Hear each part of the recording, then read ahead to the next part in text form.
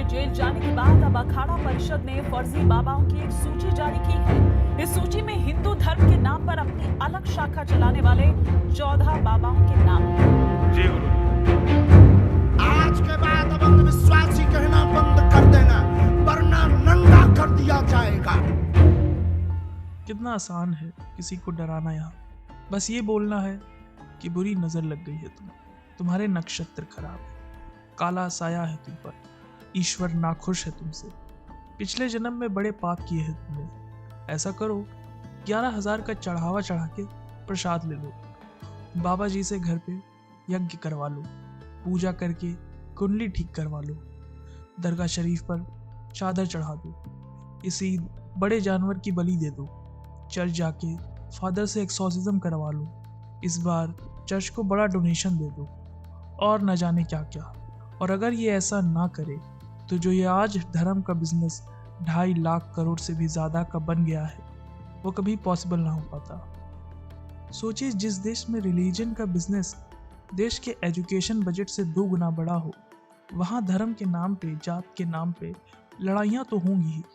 ये जो मणिपुर में 2 कास्ट एक दूसरे से लड़ बैठी है, ये एक बहुत बड़ा एग्जाम्पल है इस बात का कि धर्म के पीछे पागल हुए लोग कैसे अपनी आंखें बंद कर लेते हैं, कैसे सोचने की समझने की शक्ति खो देते हैं। आज इस वीडियो में ऐसे ही एक धर्म के पीछे पागल हुए 2 माँ बाप के बारे में जानेंगे, जो कि एक कॉलेज में प्रोफेसर है और दूसरी एक स्कूल की प्रिंसिपल है, और कैसे उन दोनों ने मिलकर अपनी 22 और 25 साल की बच्चियों के सर धड़ से अलग कर दिए, सिर्फ अपने धर्म पे विश्वास रखने की वजह से।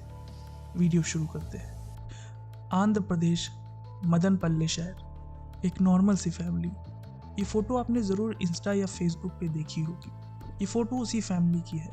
ये है वी पुरुषोत्तम, कॉलेज में केमिस्ट्री के प्रोफेसर थे।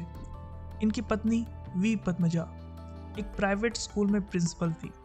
इनकी बड़ी बेटी Alekhya Indian institute of forest management से MBA कर रही थी, और छोटी बेटी साई दिव्या BBA ग्रेजुएट थी। 24 जनवरी 2021 वी पुरुषोत्तम रात के टाइम अपने एक फ्रेंड को कॉल करते हैं और ऐसा बताते हैं कि मेरी बेटी आज सतयुग के लिए निकल गई है और कल सतयुग में फिर से जन्म लेंगी। ये बात सुनने में ही कितनी अजीब लगती है। पुरुषोत्तम का दोस्त उसे फिर से पूछता है कि क्या हुआ। वो फिर से बताता है कि मेरी दोनों बेटी कल सतयुग में फिर से जन्म लेंगी। फ़ोन रखते ही पुरुषोत्तम का दोस्त उसके घर जाता है। घर पहुंच के पुरुषोत्तम का दोस्त देखता है कि घर में पूरा अंधेरा हो रखा था। घर के मंदिर के पास हवन का सामान रखा था।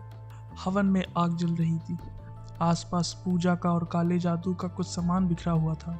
वहीं वो देखता है कि छोटी बेटी दिव्या वहीं पे लेटी हुई थी और उसके गर्दन के आर पार बड़ी सी तलवार घुसी हुई थी। ये दृश्य देख के ही पुरुषोत्तम के दोस्त का शरीर घबराहट से कांप उठा। उसके बाद वो देखता है कि बगल वाले कमरे में एक बाथटब में घर की बड़ी बेटी अलेख्या की लाश पड़ी हुई थी।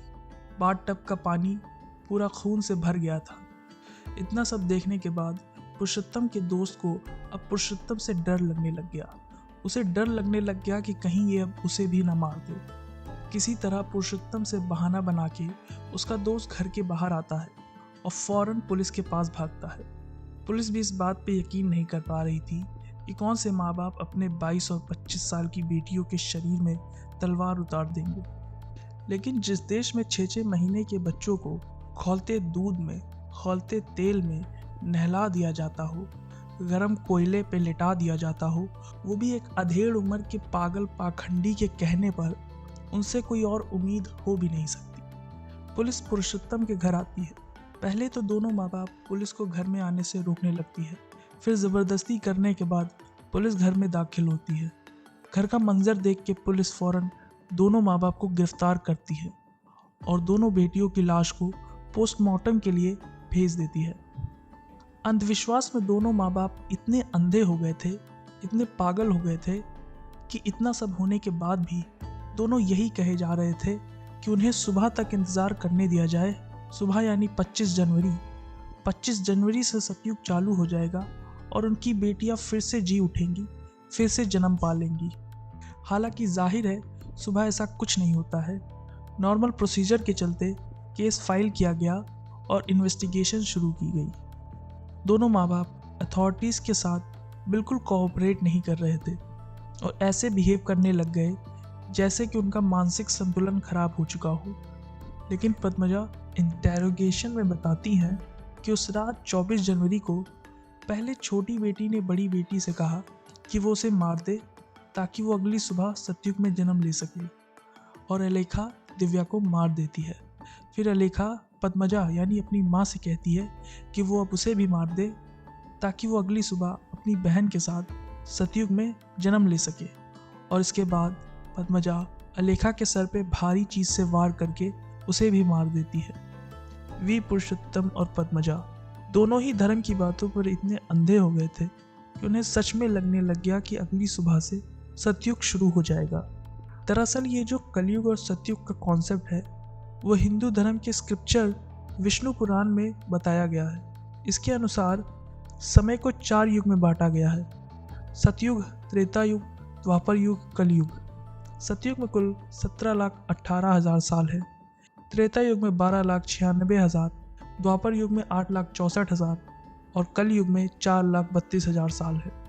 त्रेता युग में ही राम भगवान का जन्म हुआ था और द्वापर युग में कृष्ण भगवान का, और कृष्ण भगवान की जब डेथ हुई उस दिन से ही कलयुग की शुरुआत मानी जाती है हिंदू धर्म के अनुसार। लेकिन अगर आप इस केस के पीछे हिंदू धर्म को वजह मानते हैं तो ऐसा बिल्कुल भी नहीं है। इस्लाम हो, हिंदुज़म हो, क्रिश्चियनिटी हो या सिखिज़म हो, सभी की स्क्रिप्चर्स बुक्स सिर्फ अच्छी लर्निंग ही देती हैं। प्रॉब्लम फंसती है तब जब इनकी बुक्स का इस्तेमाल करके, इनके ग्रंथों का इस्तेमाल करके कुछ पाखंडी लोग, सो कॉल्ड बाबा लोग इसका मिसयूज़ करते हैं। इन स्क्रिप्चर्स का रॉन्ग मीनिंग निकाल के अपने हिसाब से आम जनता को, धर्म के फॉलोअर्स को परगलाने की कोशिश करते हैं ताकि आम जनता इन सब चीज़ों में ही उलझी रहे और अपना टाइम और पैसा इन चीज़ों में ही इन्वेस्ट करती रहे, ताकि ये सभी सो कॉल्ड बाबा लोग, धर्म गुरु लोग लाखों करोड़ का बिजनेस बना सके।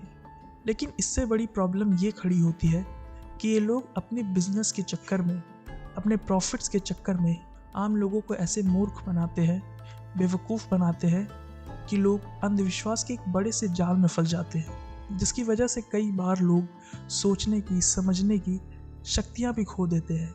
और यही कारण है कि इस केस में भी दोनों माँ बाप अंधविश्वास के जाल में फंस के रियल वर्ल्ड कैसे वर्क करता है ये भी भूल गए। मैं आपको एक उदाहरण देता हूँ कि हमें कैसे धर्म गुरुओं को फॉलो करना चाहिए। इस वीडियो में देखिए, धीरेन्द्र शास्त्री कैंसर से मुक्त करने का इलाज बता माँ रहे हैं। बीमार है, 3 साल से दर्द कैंसर नामक रोग बना हुआ, ओमवती को कृपा हो जाएगी, आशीर्वाद है। आप अपने घर पर जो है 11 दिन की अखंड ज्योति जलाएं, 50 ग्राम देसी गाय के गौमूत्र में 2 खड़ी हल्दी की गांठ पीस करके मिला करके रोगी को पिलाएं, लाभ 100% होगा, आशीर्वाद। चूँकि रियल वर्ल्ड में ऐसा बिल्कुल भी पॉसिबल नहीं है। और यहीं दूसरी साइड आप प्रेमानंद जी को सुने। पीठ में दर्द है तो डॉक्टर बाबा जी इसको क्या करे, ये बाबा जी क्या करे। जैसे किसी को रोग है, किसी को दर्द है तो डॉक्टर के पास जाए। आशीर्वाद से नहीं ठीक होता। देखो बस वही समझ में नहीं आता, इसी भटकाओं में सब भटक रहे हो। कोई जंतुर बांध देगा, कोई आशीष, इसीलिए तुम सब अच्छे कर्म करो। पूर्व कर्मों के पाप से हमें दंड मिलता है। अच्छे कर्म करो, नाम जप करो, माता पिता की सेवा करो, सद्भाव से चलो। अभी ये कर्म नष्ट हो जाएंगे, किसी से जंतुर बंधवाने की जरूरत नहीं, किसी से आशीर्वाद मांगने की जरूरत है। अब नाम जप न करो, खाओ मुर्गा मांस, पियो शराब, करो व्यभिचार हो तो बाबा जी आशीर्वाद दे दे तो कोई आशीर्वाद काम नहीं करेगा। दुर्गति होगी यहाँ भी और वहां भी। ये क्लियर बताते हैं कि कोई भी रोग, कोई भी बीमारी वो आशीर्वाद से, विभूतियों से, उल्टे सीधे तरीकों से ठीक होने वाला नहीं। प्रैक्टिकल बने और किसी भी अंधविश्वास में, किसी भी ढोंग में बिल्कुल भी ना पड़े। और अपने धर्म विशेषज्ञों को, धर्म गुरुओं को बहुत सोच समझ के फॉलो करें और आंखें खोल के फॉलो करें, आंखें बंद करके नहीं। क्योंकि आपको नहीं पता कि जिस धर्म की वजह से आप इन सो कॉल्ड बाबा को इतनी इज्जत दे रहे हो, क्या पता वो शायद इस धर्म को सिर्फ एक बिजनेस की निगाह से देख रहा हो। इसी के साथ वीडियो का अंत करते हैं। हम मिलेंगे फिर किसी नए वीडियो में, फिर किसी नए टॉपिक के साथ। धन्यवाद।